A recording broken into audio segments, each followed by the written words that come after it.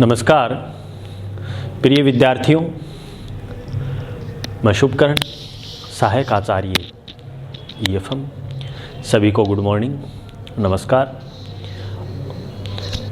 आज BCom part 3 के लिए ईएफएम पेपर प्रथम में ग्रामीण विकास एवं सहकारिता रूरल डेवलपमेंट एंड कोऑपरेशन के अंतर्गत यूनिट संख्या 5 में चैप्टर राज्य एवं सहकारिता स्टेट एंड कोऑपरेशन में जो अपना टॉपिक है राज्य सहकारी विभाग या सहकारी विभाग के कार्य, जिसमें फंक्शन ऑफ कोऑपरेटिव डिपार्टमेंट के बारे में हम चर्चा करेंगे। पिछले वीडियो में हमने चर्चा की कि राज्य एवं सहकारिता के अंतर्गत कि राज्य और सहकारिता से आप क्या समझते हैं और उसके विभिन्न स्वरूपें कौन कौन से थे। इसी क्रम में हम आज चर्चा करेंगे कि सहकारी विभाग के कौन कौन से कार्य हैं। इन कार्यों की चर्चा करने से पहले इसकी हम भूमिका के बारे में जानें कि राज्य सहकारी विभाग क्या है। राज्य में जो सहकारी विभाग है, कोऑपरेटिव डिपार्टमेंट इन स्टेट में, कि राज्यों को सहकारी आंदोलन के विकास की जिम्मेदारी को सौंपने के बाद में राज्यों में सहकारी विभाग का गठन किया गया, जिसमें यह विभाग राज्य के अन्य विभागों की तरह ही काम करता है। इसके द्वारा किए गए व्ययों की पूर्ति के लिए बजट में प्रावधान भी किया गया है। सरकार विकास के लिए कानून बनाने का अधिकार भी राज्य सरकारों को प्राप्त है। इन अधिकारों के अंतर्गत राज्य सरकारों ने झगड़ों को निपटने के लिए या लाभ हानि का बंटवारा करने के लिए या लाभांश की अधिकतम दर को निर्धारित करने के लिए या संबंध के नियम या उपनियम बनाए हैं। इस नियम और उपनियमों को क्रियान्वित करने के लिए सहकारी विकास में सहयोग को सार्थक करने के लिए सहकारी विभाग का गठन किया गया है। इसमें सहकारी आंदोलन का व्यवस्थित व समन्वित विकास भी हो सकेगा और राज्य के सहकारी विभाग पर राज्य की सहकारी आंदोलन के विकास का दायित्व भी होता है। अब हम बात करें इसकी रजिस्ट्रार की स्थिति, पोजीशन ऑफ रजिस्ट्रार। सहकारिता का रजिस्ट्रार सहकारी विभाग को सर्वोच्च प्रशासनिक अधिकारी इसमें होता है। सहकारी आंदोलन की सफलता इसकी योग्यता, कुशलता और इसकी सहकारी भावना पर निर्भर करती है। अतः रजिस्ट्रार एक ऐसा होना चाहिए या ऐसा व्यक्ति होना चाहिए जो सहकारी विचारधारा का समर्थक हो। सहकारी प्रशासन पर समिति ने रजिस्ट्रार के बारे में कहा है कि रजिस्ट्रार अब एक सबसे अधिक माध्यम है जिसके द्वारा लोकतांत्रिक सरकारों को अपनी उत्कृष्ट सामाजिक और आर्थिक आकांक्षाओं को प्रभावशाली बनाना पड़ता है। इससे सरकारों के आदर्शों व अवशोषण करना और गैर अधिकारी नेतृत्व के परामर्श के रूप में निश्चित रूप देना है, साथ ही जिसे प्रशासनिक वास्तविकता को बनाए रखना और लोकप्रिय सरकारों को उचित परामर्श भी देना पड़ता है। रजिस्ट्रार सहकारी विभाग का प्रमुख अधिकारी भी होता है जो कि राज्य के लिए और राज्य की सरकार की सहायता संबंधी नीति का भी क्रियान्वित करता है और रजिस्ट्रार की सहायता से एक उप रजिस्ट्रार और सहायक रजिस्ट्रार भी होते हैं। सहकारी अधिनियम के अंतर्गत रजिस्ट्रार का कार्य समितियों के रजिस्ट्रेशन के लिए प्रार्थना पत्र प्राप्त करना, उसकी जांच करना, समितियों के उपनियम, उसकी संशोधन की रजिस्ट्री करना और संपत्ति और दायित्वों का मूल्यांकन करना, अवधि पार ऋणों की सूची तैयार करना, निरीक्षण करना, आकेक्षण करना और समितियों को भंग करना और उसका समापन इसमें शामिल किया गया है। रजिस्ट्रार को इस बात का भी ध्यान रखता है कि सहकारी अधिनियम और उपनियम की पालना की जा रही है या नहीं की जा रही है, तो राज्य के विभिन्न जिलों में सहकारी समितियों या समन्वित विकास की जिम्मेदारी भी रजिस्ट्रार की होती है।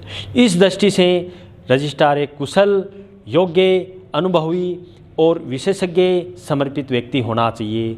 तो इसी प्रकार हम बात करें सहकारी विभाग के कार्यों की, तो सहकारी अधिनियम के सहकारी विभाग के अनेक अधिकार व शक्तियाँ प्रदान की गई हैं, जिसके आधार पर सहकारी विभाग के अनेक कार्य करने पड़ते हैं। यह विभाग सहकारी आंदोलन का मूल्यांकन करने और उसके विकास के आंकड़े एकत्रित करने और सहकारी शिक्षा व प्रशिक्षण संबंधी भी अनेक प्रकार के कार्य करता है। इस विभाग का प्रमुख रजिस्ट्रार ही होता है, अतः इन कार्यों को संपन्न करने का दायित्व भी इसी का ही होता है।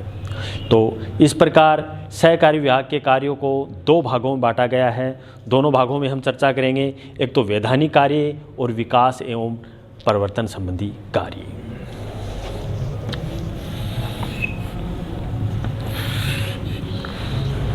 पहला है वैधानिक कार्य, जो लीगल फंक्शंस हैं, वैधानिक कार्य। दूसरा है विकास एवं परिवर्तन कार्य।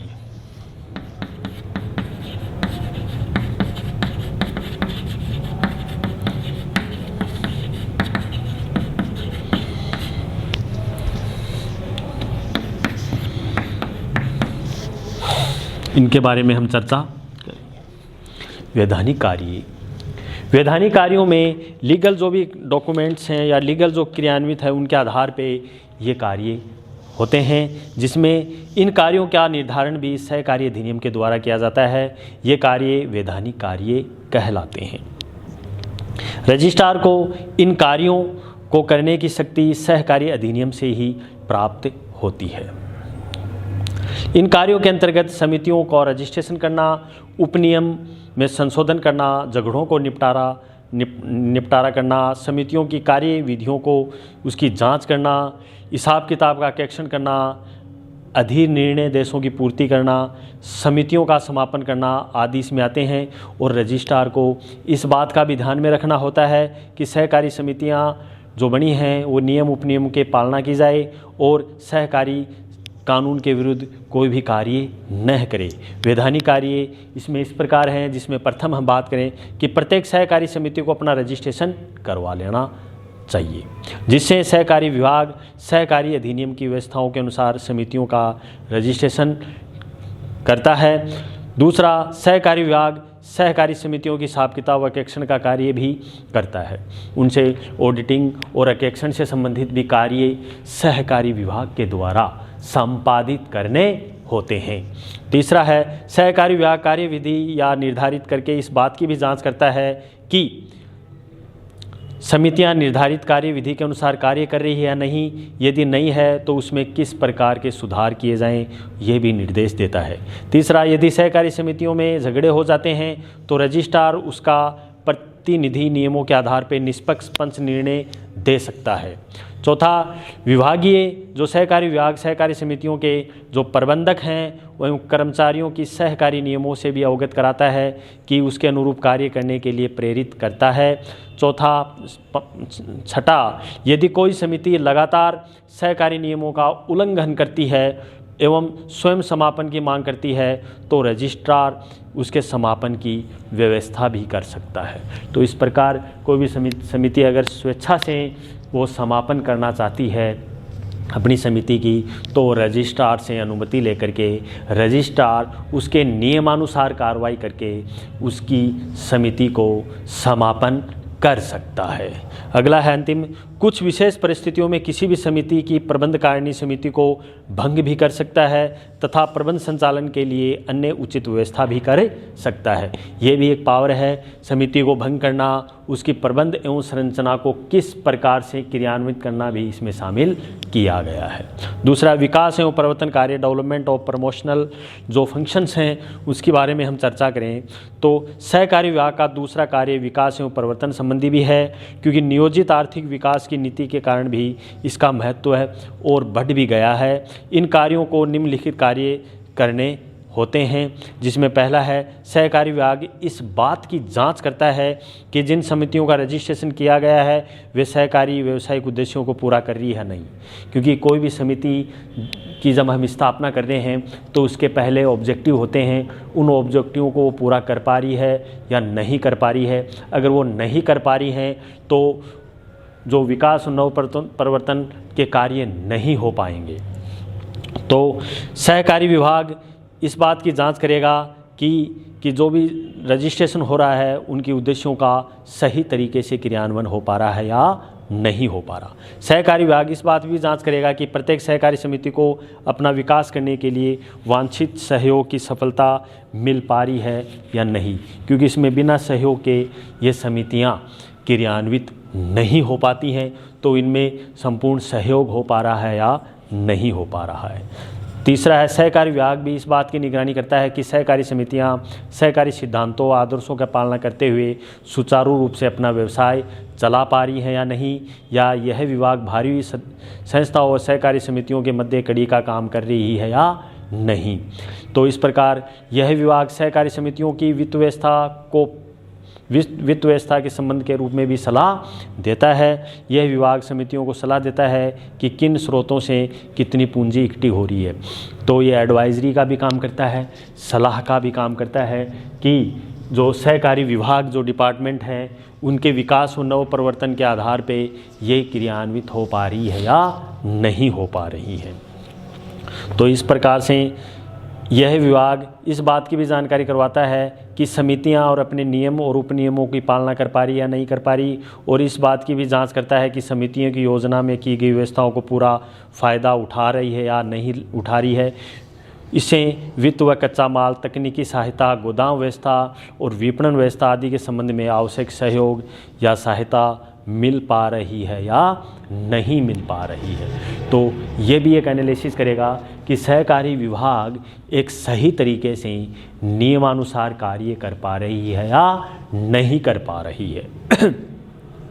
तो इस प्रकार से हम बात करें, यह विभाग सहकारी आंदोलन की प्रगति का मूल्यांकन करके सरकार को आवश्यक सलाह भी देता है ताकि इसकी प्रगति में आने वाली बाधाओं को दूर किया जा सके, और सहकारी आंदोलन की प्रगति के आंकड़ों को इकट्ठा करता है और उसे प्रकाशित करता है कि सहकारी शिक्षा, प्रशिक्षण और प्रसार की व्यवस्था करना भी इस विभाग की जिम्मेदारी है।